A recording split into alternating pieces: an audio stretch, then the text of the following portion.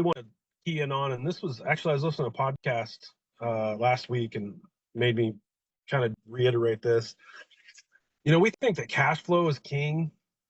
Cash flow is everything on rental, and in the Midwest and in this market, in Wichita, cash flow is achievable. We can beat the 1% rule.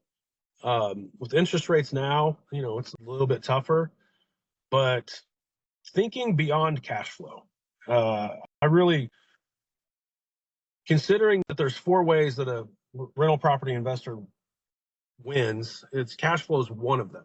And I would argue it's not even the most important. You also obviously have debt pay down, which is significant. Your tenants are paying down our debt.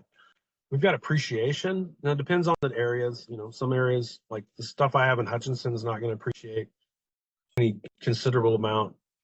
But that debt pay down, the appreciation, and the tax benefits, I don't have to hang my hat on, is this thing going to cash flow $200 to $300 a door? And if it doesn't, then it's not a deal.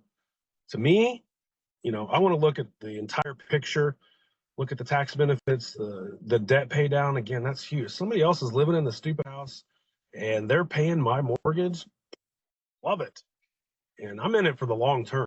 And most investors, I think, are this way. Like, the cash flow sounds really good and we want that cash flow.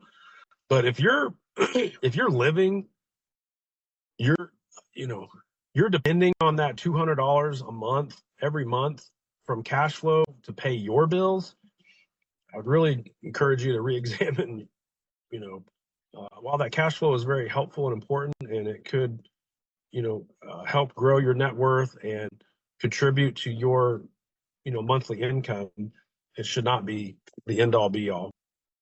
And, balancing out your portfolio, like I've mentioned a few times already, I've got rentals in Hutchinson.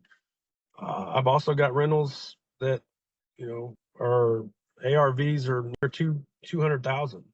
I think balancing those out, and those are the ones I've pulled lines of credit off of. I'm not gonna be able to pull a line of credit off a $40,000 house in Hutch.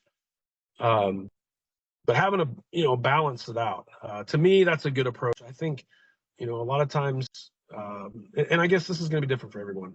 You really need to evaluate your goals. And if your goals are to strictly own A and B class properties and never deviate, then that's great.